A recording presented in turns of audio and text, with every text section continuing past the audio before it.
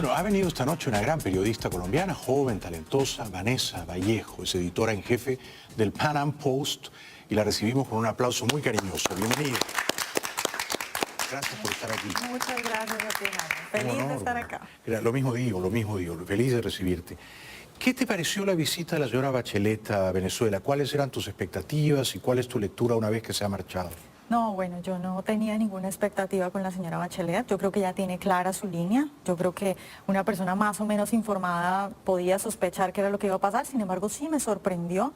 Es decir, yo creo que esto que comentabas ahora de reunirse con la Asamblea Nacional Constituyente, ojo, que esto es una cosa muy importante, se reúne primero con ellos y luego se reúne con el presidente Guaidó. Ah, fue así. Claro. Primero con la constituyente de Cabello. Primero con los chavistas. Es un desaire y luego ahí se reúne con... No, y cuando menciona a todos los funcionarios con los que se ha reunido, al final alude a Guaidó, pero al final, exacto, como el menos importante. El último día, el día que ella se va, es el día que se reúne con Juan Guaidó. Sí. Y si tú ves las fotos, en las fotos se le ve la expresión completamente feliz con la gente del chavismo. Es verdad. Pero parca y seria con, sí, con el muy Guaidó. circunspecta con Guaidó. O sea, no te ha defraudado porque no tenías ninguna ilusión.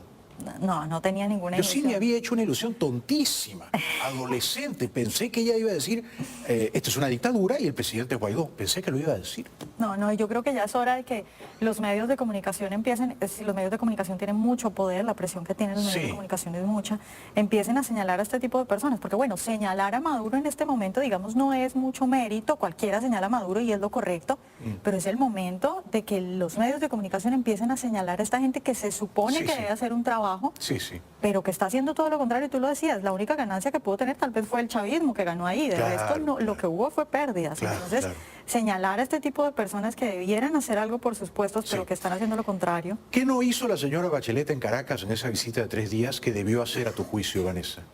Bueno, pues es que en Venezuela hay tanto que la señora Bachelet podía hacer, nada más caminar por las calles, nada más mostrar lo que está pasando, hablar con la gente en los hospitales. Sí, acercarse al pueblo, salirse de la agenda oficial. Claro, mostrar lo que vive un venezolano de a pie, yo creo que era lo fundamental, porque es que es un infierno, tú lo decías, un infierno, esa fue la palabra que utilizaste, la gente muriéndose de cáncer, las señoras que se mueren de cáncer de senos, bueno, no me voy a poner a contar los horrores que vive Venezuela, pero eso es lo que tenía que hacer la señora Michelle Bachelet. ¿Debió ir también al helicoide, a la sede de la tortura en Caracas? Por supuesto. Aunque no la dejaran entrar. Claro, claro, tenía que haber ido allá y tenía que haber mostrado los presos políticos, es una de las realidades más impactantes de Venezuela. ¿Qué te parece? Hay más de 700, casi 800. ¿Debió ir a la embajada española a visitar a Leopoldo López? Bueno, yo no sé, ahí sí me pones a dudar porque yo estoy... Yo digo que sí. Leopoldo López ha sido 3 años y medio preso político, o sea que es un emblema de la resistencia. De acuerdo, pero creo que Leopoldo López se ha estado equivocando últimamente. Digamos, yo no tengo información de primera mano y la información que llega desde Venezuela es muy confusa y uno no puede saber, pero pues muchas fuentes decían que Leopoldo López fue, por ejemplo, el que ideó los diálogos en Noruega. Una gran equivocación. Sí, de acuerdo, totalmente. Porque yo también lo he criticado por eso, sin embargo, creo que la señora Bachelet 15 minutos pudo haber pasado por la embajada española a saludarlo, ¿no? Sí, bueno. Si tuvo tiempo para hablar con Cabello, ¿no? ¿Por qué ha sido un error para ti que Guaidó enviase delegados a Noruega a dialogar con enviados representantes de la dictadura? ¿Por qué crees que es un error? Sí, bueno, yo creo que lo único que tendría que dialogar la gente de Guaidó con Maduro sería la fecha de su salida, digamos cómo, o sea, se va para Cuba, o se va para Noruega, se va en un avión, sale por donde, eso sería lo único. Sí. Y creo que eso lo pudieron haber dialogado, no sé, en un lugar en Caracas. Correcto. No tenían que irse hasta Noruega. Claro. ¿Por qué se fueron hasta Noruega? ¿Por qué tardaron tanto? ¿Por qué estaba Cuba de líder? Sí. Definitivamente las intenciones de esa negociación no era cuándo y cómo se va a ir Maduro. Yo creo que ahí había otras cosas. Había otra agenda encubierta. De acuerdo. Cuba era el alcahuete de ese matrimonio tan mal avenido. Pero además, si todo lo que se tiene que dialogar, como bien dices tú, Vanessa, es cómo y cuándo se va Maduro, yo creo que la parte que represente a Maduro no va a querer hablar sobre eso, ¿o sí? Bueno, yo creo que no hay diálogo posible. Sí, no hay diálogo posible en el sentido de que hay unos matones que están aferrados al poder porque la única opción que tienen es o se quedan ahí o van a ir directo a la cárcel. A la cárcel, ¿no? claro. Por eso ellos te dirían, no, Maduro no se va, punto. ¿Cuál es el siguiente punto? Claro, eso es lo que deja muchas sospechas del diálogo en Noruega, porque entonces, ¿qué era lo que había detrás? Una negociación de nos repartimos el poder. Es muy complicado, pero sí creo que hay una posibilidad, digamos, de que yo creo que sí es posible un quiebre dentro del chavismo, eso sí lo estamos viendo, yo creo que sí se ha visto eso, Sin embargo, creo que la oposición engañó, por ejemplo, a Estados Unidos cuando le dijo que iba a ser muy fácil tumbar a Maduro. Es decir, uno sí ve que hay gente dentro del chavismo, bueno, tú lo comentabas ahora en tus noticias al inicio, sin embargo ese quiebre no es suficiente. No está fácil. No es suficiente no y convencieron al gobierno de Trump de que sí se iba a poder con ese quiebre que se está presentando. Sí, y no ocurrió el 30 de abril y nos hemos quedado con un sabor un poco agridulce. ¿Guaidó está ganando la batalla o la está perdiendo? Me queda muy difícil responderte eso porque yo soy optimista, yo creo que hasta las últimas, bueno, hay que apoyar a Guaidó, que es la carta que tenemos en este momento. Sí. Sin embargo, pues hay muchas cosas que uno no se explica. Yo, por ejemplo, no me explico por qué Juan Guaidó no sale y dice abiertamente que hay que activar el artículo de la intervención y por qué no pide ayuda internacional. Porque Sí, estoy de acuerdo. ¿Y por qué crees que no lo hace? ¿Por qué no pide la ayuda internacional? Yo creo que Juan Guaidó, y lo decía Diego Arri hace algunas semanas, Juan Guaidó no es él solo, sino que él representa a una gente que está detrás. Qué peligro eso, ¿no? Claro, y yo creo que esa gente, bueno, algunos tienen intereses malvados, otros podrían ser ineptos o podrían estar equivocados en la estrategia. Correcto, claro, no necesariamente son malvados o vendidos, sino que tienen ideas erróneas. Claro. Creen que hay que ir a negociar a Oslo.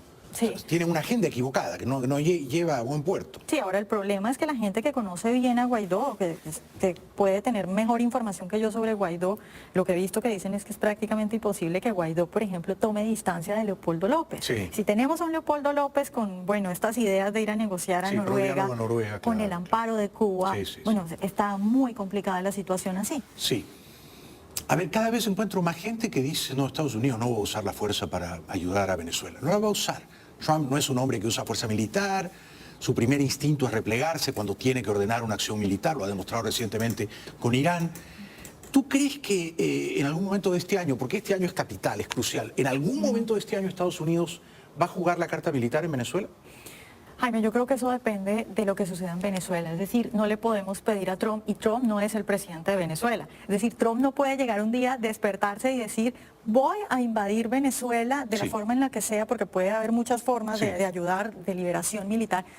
Si Guaidó no se lo pide, y si nadie en Venezuela se lo pide. Entonces, cuando yo me encuentro un venezolano que me dice, es que tengo rabia porque Trump no nos ayuda, yo le digo, no tienes que tener rabia con Trump, tienes que tener rabia con la gente que se supone que tiene que liderar eso en Venezuela. Claro. Si no hay nadie en Venezuela que lo pida, Trump no puede entrar ahí, porque todo el mundo lo va a criticar y lo va a señalar. Además, ¿a quién le quito el poder a Maduro y a quién se lo entrego? Sí. No. Guaidó tendría que pedírselo, pero además yo creo que cara a cara, en una cita en Washington. De acuerdo, esa es otra pregunta, porque Guaidó no se ha reunido con Donald Trump. ¿Cuál sería tu respuesta? Bueno, de nuevo, creo que es la gente que está atrás, que una parte está equivocada y la otra tiene negociaciones muy problemáticas y muy oscuras y muy turbias. Se quieren repartir el poder con el chavismo. Yo creo que eso está ahí. Y también hay corrupción. Bueno, hace poco destapamos en el Pan Am Post. Ustedes fueron los que denunciaron que se había robado parte de la ayuda en Cúcuta para la ayuda humanitaria, ¿no? Bueno, ojo que no es la ayuda y eso Juan Guaidó lo aclara muy bien, es una plata que Juan Guaidó maneja. De fondos de donaciones privadas. Sí, pero no es específicamente, digamos, la ayuda humanitaria que vimos y los camiones y eso. Claro.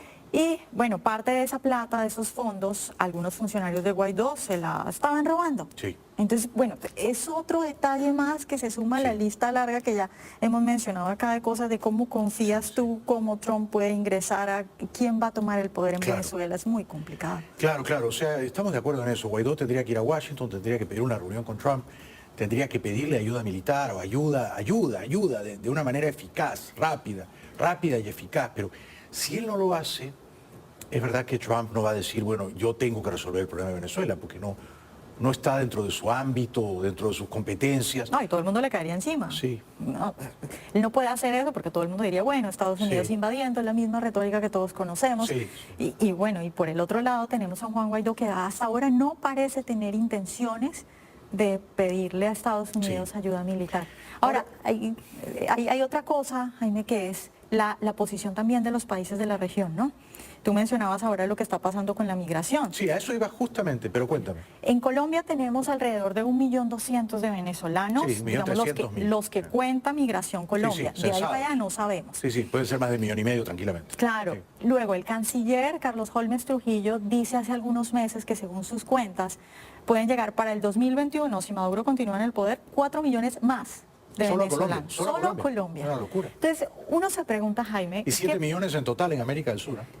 qué puede hacer un país como Colombia? Es decir, hay una diferencia, hay en la historia ejemplos de países como Argentina, la Argentina que recibía a todos esos migrantes, que fue increíblemente rica y se fortaleció con esa migración porque era una Argentina Italianos y completamente españoles, liberal. Sí. Es decir, si tú revisas las leyes laborales en Argentina de esa época, había como 3 leyes y era como de locación y eso, pero tú podías contratar a alguien sin mayor problema. Sí. Mientras En menos leyes Colombia. mejor, claro. Mientras menos leyes mejor. Puedes contratar liberalismo Sí, sí. económico, crece Sí, sí. el país, economía creciendo. Sin embargo, en Colombia eso no pasa. Colombia, pues bueno, estamos, digamos, no estamos mal, pero no es un país liberal que pueda absorber esos 4 millones más de venezolanos. Sí. Estaríamos hablando de más o menos 6 millones de venezolanos que en este momento uno tiene en Colombia, digamos, no sé, un odontólogo trabajando vendiendo arepas en las calles, porque los papeles, el gobierno le impide que se inserte formalmente Claro. al mercado laboral.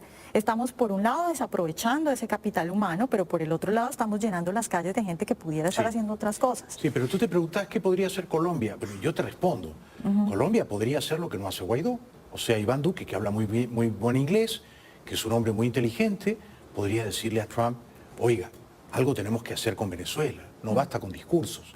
O sea, usemos la fuerza militar, tracemos un plan, que intervenga la DEA, hagamos una operación policial, que el Departamento de Justicia ordene arresto de Maduro y Cabello y luego entramos a arrestarlo. Pero hagamos algo. Y el problema es que cuando le consultan a Duque, Duque y Holmes, ¿qué dicen?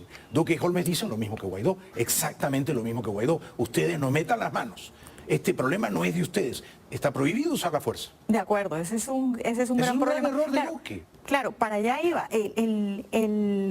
La posición de los gobiernos de la región, de Latinoamérica, está completamente y evidentemente en contravía de lo que quiere la gente del común. ¿Pero eso es un decir, error o no? Claro que es un error. O sea, es un error que Claro Duque que le es un diga a error. Trump, no usemos la fuerza. Claro, es un error y es un error del Grupo de Lima también y es un error de todos estos Pero el Grupo de Lima presidentes. importa menos que Duque. La palabra de sí, Duque de ante acuerdo, Trump, de acuerdo. Porque tú lo has dicho, Claro, la bomba de estamos tiempo al está en lado, Colombia. claro. ¿No es cierto? Los otros Sí. países importan menos que Sí. Colombia. Mi pregunta es por qué Duque le dice a Trump, o Holmes le dice a Pompeo, o el general colombiano le dice al almirante Fale del Comando Sur, olvídense de usar la fuerza. ¿Por qué? ¿Por Bueno, qué? porque no se han dado cuenta de lo que les va a pasar. Yo quisiera saber qué va a hacer Duque cuando en el 2021 le lleguen 4 millones más de venezolanos y bueno, pase lo que está pasando en Cúcuta. Es que, Jaime, si uno se pasea por Cúcuta, eso parece que hubiera pasado, no sé, un huracán. Ya. Parece una catástrofe. Y Hay lo gente peor en está las por venir. calles. Y lo peor está por venir. Claro, estamos hablando apenas de 1,5 millones y van a llegar 4 millones de venezolanos más. Tienen que actuar ya. Si Duque no actúa ya y si los gobiernos de la región no actúan ya, porque si tú hablas con un colombiano, la mayoría de los colombianos te va a decir esto que estamos hablando tú y yo. Claro, Hay que hacer entonces, Duque y su canciller, ya no hablemos de Bolsonaro, de Macri o de Piñera, está más lejos, pero no recogen el sentido De común acuerdo, eso es. del venezolano y del colombiano Eso es. promedios. No lo recogen. Y es un error. Y ¿sabes qué? Yo cuando converso con ellos, yo entrevisto al canciller, yo veo que no tienen un buen plan. ¿Cuál es su plan? ¿Sabes cuál es su plan? Paciencia. Ya pronto el mando militar venezolano se le va a insubordinar a Maduro. Ya pronto. Nos pueden pasar 3 años, Vanessa. O sea, cuidado con eso de confiemos en que la fuerza militar venezolana se va a levantar en armas. Yo no confío. De acuerdo. ¿Tú no. confías? No. Yo no confío. No, o sea, tenemos el ejemplo de Cuba, cuánto Claro. duró la Unión Soviética. Es Pueden decir, pasar 10 años y no se levanta nadie. Mucho. Puede morir Maduro y eso se puede quedar así si nadie hace algo. Pero yo creo que esto va a ser un problema porque, claro, en el momento en que lleguen todos estos venezolanos a Colombia, la situación se va a poner mucho más complicada. Es que en este momento ya es insostenible. Sí. Hace poco, uno de los alcaldes de una de las ciudades fronterizas sale y dice una frase que ofendió a mucha gente y que está muy mal, pero sin embargo muestra que ya hay mucha gente muy enojada con esta situación. Sí. Y dice, los venezolanos pobres son máquinas de parir, pero él muestra los datos de cómo el 50% Lo vi. de los partos que se atienden en un hospital Sí. público son de venezolanas. Él dice, yo como alcalde en no Bogotá tengo cómo nacen cada financiar día eso. 12 niños de madres venezolanas. Bueno, entonces, en finanzas públicas, en términos de finanzas públicas, ¿cómo los colombianos vamos a poder pagar Sí. esas cosas? Bueno, pero No que tenemos Duque se cómo. ponga los pantalones y que le pida a Trump, De pero que acuerdo. no se atreve a pedirle a Guaidó. De acuerdo, pero yo creo que es alguien esa le tiene pose que pedir. de soy pacífico, Exacto. sí, no voy a ser políticamente Sí, incorrecto. somos hombres de leyes, somos De hombres de acuerdo. principios. Nosotros no nos manchamos las manos con la violencia. Y mientras tanto, Nerón, que es Maduro, ¿no es cierto?, que lo incendia todo, él no tiene ningún reparo en usar la violencia. Claro, eso es completamente de acuerdo, porque es que dicen no, intervención no. Venezuela ya está intervenida, Y lo los que queremos cubanos, es liberación. claro. Que hable de liberación si es que no le gusta la palabra Y la intervención. guerra ya pero está que actúe. desatada, ya hay una guerra. Yo me quedaría toda la noche conversando contigo, pero tengo unas denuncias explosivas que hacer. Gracias por venir. Vuelve pronto, por favor. Muchas gracias a ti. Eres Jaime. más brillante de lo Muchas que me gracias. habían dicho. Superaste mis expectativas.